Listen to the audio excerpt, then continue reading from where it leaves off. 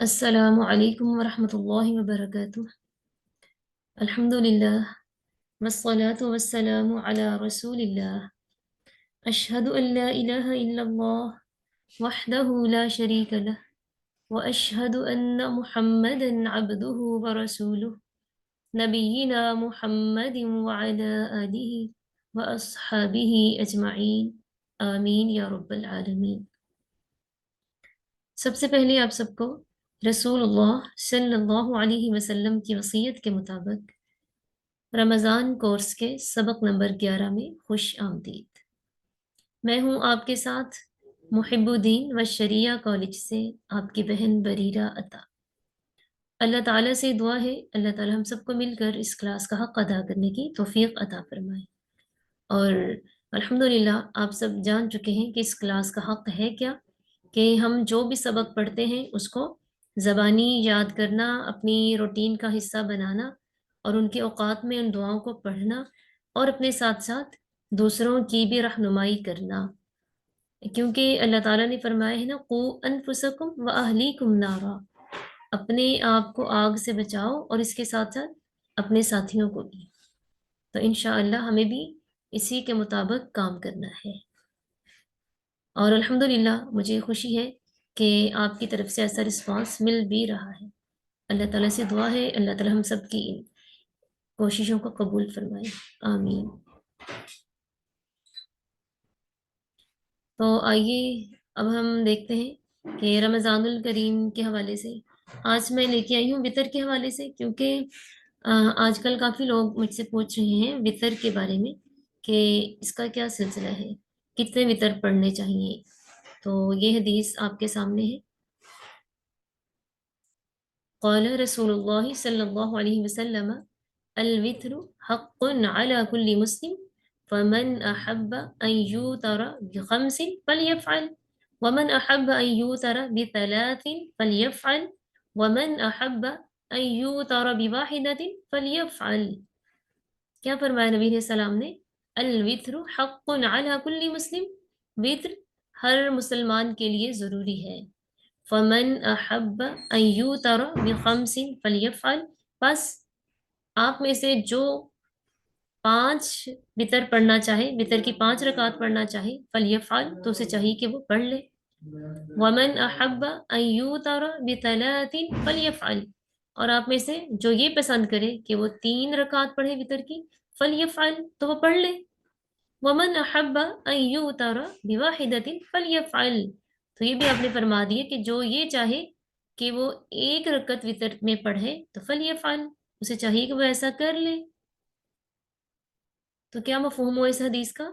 وتر یہ پڑھنے ہر کسی کو چاہیے، ہر مسلمان کو وتر لازماً پڑھنے چاہیے۔ یہ رات کی نماز ہے، ٹھیک ہے، عشاء کی نماز سے لے کر فجر کی نماز سے پہلے تک اس کا وقت ہے، اس وقت کے دوران کسی بھی وقت پڑھے جا سکتے ہیں۔ ان کی تعداد کے بارے میں جو بھی پرابلم ہے تو ہمارے سامنے یہ حدیث موجود ہے، بالکل صحیح حدیث ہے۔ آپ نے فرمایا جو چاہے 5 رکعت پڑھے، کیونکہ آپ علیہ السلام نے وتر میں کبھی 5 رکعت پڑھی ہیں، کبھی 3 پڑھی ہیں، اور کبھی 1 بھی پڑھی ہے۔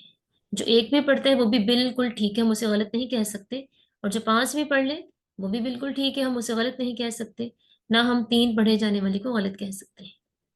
بس نبی علیہ السلام نے ایک اور روایت کے مطابق یہ فرمایا ہے کہ رات کی نماز کو طاق بناؤ، طاق۔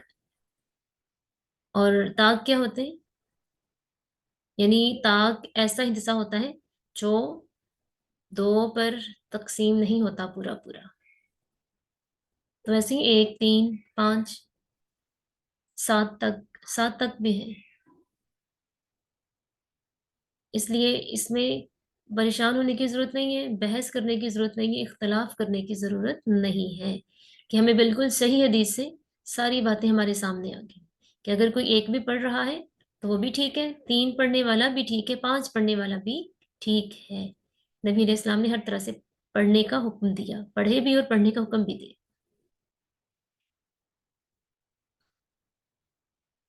آج کل لوگ زیادہ اہتمام کرتے ہیں نا وطر کا رمضان کے حوالے سے، تو یہ بہت لوگ مجھ سے پوچھ رہے تھے، تو میں نے سوچا کہ آپ سے بھی شیئر کیا جائے۔ بہت شکریہ آپ سب کا، بارک اللہ فیک۔ تو آئیے مزید ہم دیکھتے ہیں اللہ تعالیٰ کے ذکر کرنے کے حوالے سے، چونکہ ہماری کلاس کا مقصد تو یہی ہے کہ ہم صبح و شام کے اذکار اور مسنون دعاؤں کو یاد کریں۔ تو یہاں دیکھیں کہ جہاں پر اللہ تعالیٰ کا ذکر نہیں کیا جاتا پھر اس کا کیا نقصان ہے۔ ذکر اللہ فی المجلس، مجلس میں اللہ کا ذکر کرنا، اور مجلس سے مراد کیا ہے، یہ میں نے آپ کو پہلے بھی بتایا تھا، مجلس کا معنی ہے بیٹھنے کی جگہ۔ پھر چاہے ہم کہیں کسی جگہ پر خود علیحدہ بیٹھے ہوئے ہیں، تنہا بیٹھے ہوئے ہیں، اکیلے بیٹھے ہوئے ہیں، یا ہم کسی جماعت کے درمیان بیٹھے ہوئے ہیں، مجلس کا معنی ہے بیٹھنے کی جگہ۔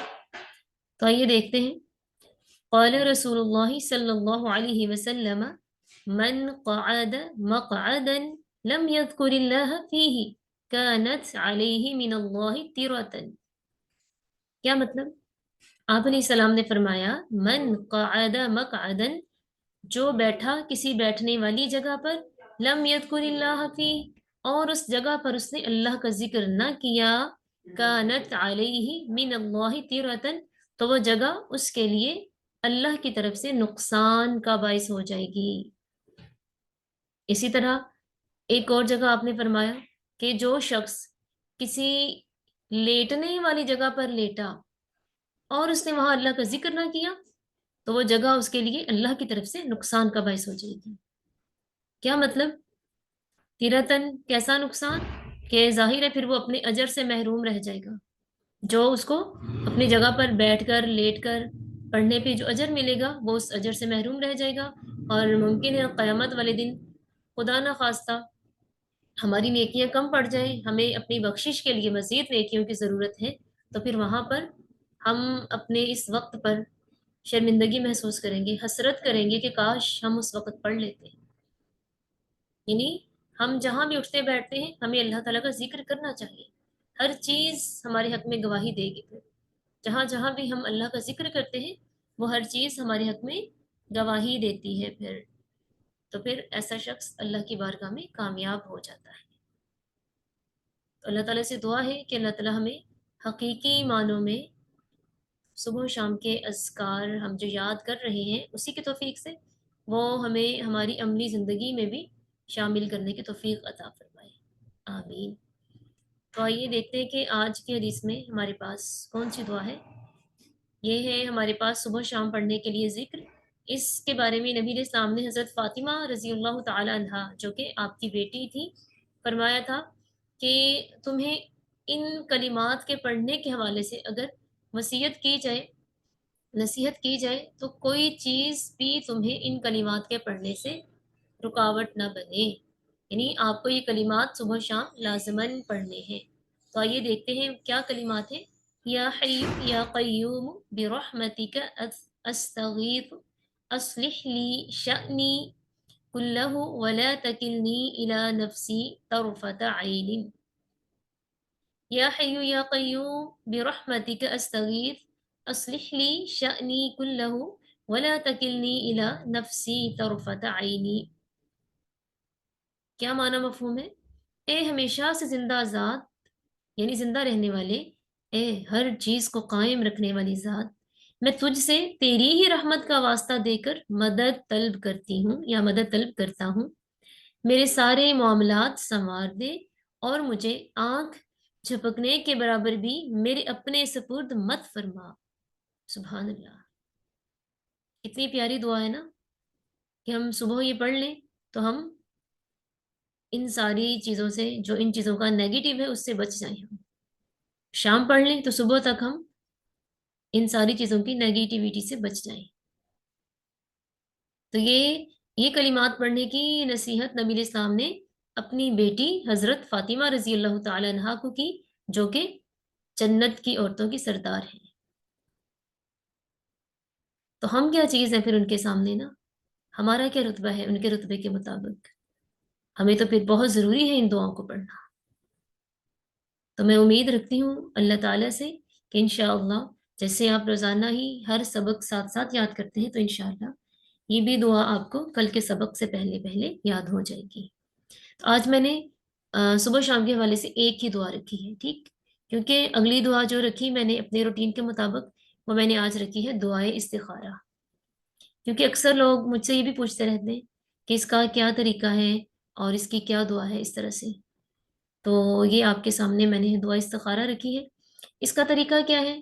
اس کا طریقہ یہی ہے کہ سب سے پہلے ہمیں بہت اچھے سے وضو کرنا ہے اور پھر ہمیں 2 رکعت نفل نماز پڑھنی ہے.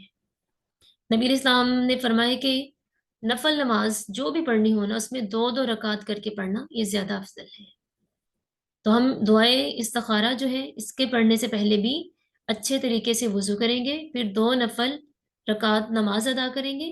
ہم اس میں نیت رکھیں گے کہ ہم اللہ تعالیٰ سے مشورہ کرنا چاہ رہے ہیں. کوئی بھی کام ہم نے کرنا ہے، کسی کی شادی بیاہ ہے، یا ہم نے کوئی کاروبار کرنا ہے، یا کوئی اسکول جوائن کرنا ہے، کوئی جاب کرنی ہے، کوئی کچھ بھی آپ نے کرنا ہے، اور اس سے پہلے ہم اللہ تعالیٰ سے مشاورت کرتے ہیں، تو اس کے لیے یہ طریقہ کار ہے. اور ایک بات اور یاد رکھیے گا کہ اسلام میں استخارہ کا حکم یہی ہے کہ جس بندے کا کام ہے وہ شخص خود استخارہ کرے اپنے لیے، نہ کہ ادھر ادھر سے کروایا جائے. جیسے آج کل رسم بنی ہوئی ہے نا، استخارہ کرنے والے جگہ جگہ بیٹھے ہوئے ہیں، لوگ ان سے کرواتے ہیں. تو یہ شرعاً طریقہ ٹھیک نہیں ہے. سنت یہی ہے جس کو حاجت ہے، جس کو کام ہے، وہ اپنی حاجت کے لیے خود استخارہ کرے، چاہے وہ مرد ہے چاہے وہ عورت ہے. ہم یہ کریں آپس میں بہن بھائیوں سے کروا لیں تو یہ بھی درست نہیں ہے. نہ اس میں یہ ہے جی میں تو بہت گناہ گار ہوں، فلاں شخص بڑا نیک ہے اس سے استخارہ کرواتے ہیں، ایسی کوئی بات نہیں ہے. یہ دعا ہے، دعا اللہ تعالیٰ ہر کسی کی قبول کرتا ہے. اور پھر دوسری بات، ضروری نہیں کہ ہم استخارہ اس وقت میں کریں جب ہمیں سونا ہے، کہ ہم استخارہ کر کے سو جائیں تو پھر کوئی خواب آئے، پھر ہم دیکھیں وہ کیسا خواب ہے، یہ وہ اس طرح، یہ سب کچھ بھی ضروری نہیں ہے. ہاں وہ علیحدہ بات ہے کہ آپ کو نیند آ رہی ہے اور آپ اس وقت کر رہے ہیں استخارہ، تو کوئی پرابلم نہیں ہے، کیا جا سکتا ہے، لیکن ضروری نہیں کہ اسی وقت کیا جائے. آپ استخارہ کریں، مطلب وضو کریں بہت اچھے سے، 2 نفل رکعت پڑھیں، پھر یہ دعا پڑھیں، بس آپ کا استخارہ ہو گیا. پھر اس کے لیے ضروری نہیں کہ آپ کو نیند آئے، آپ کو کوئی خواب آئے. اور بس آپ یہ دیکھیں اس کے بعد، یہ دعا پڑھنے کے بعد اگر آپ کا دل مطمئن ہے تو پھر اللہ کا نام لے کے اپنا کام شروع کیجئے. اگر آپ کا دل مطمئن نہیں ہے تو پھر اس کو چھوڑ دیجئے. بلکہ تو بعض اس کا مفہوم یہ بھی بتایا جاتا ہے کہ یہ بھی ضروری نہیں ہے کہ استخارے کے بعد آپ کی دلی کیفیت کو دیکھا جائے کہ وہ مطمئن ہے یا نہیں ہے. جب آپ اللہ تعالیٰ سے دعا کر رہے ہیں، یہ دعا استخارہ، تو یہ دل سے پڑھیں. اس میں ہم اللہ تعالیٰ پر ہی توکل کر رہے ہوتے ہیں.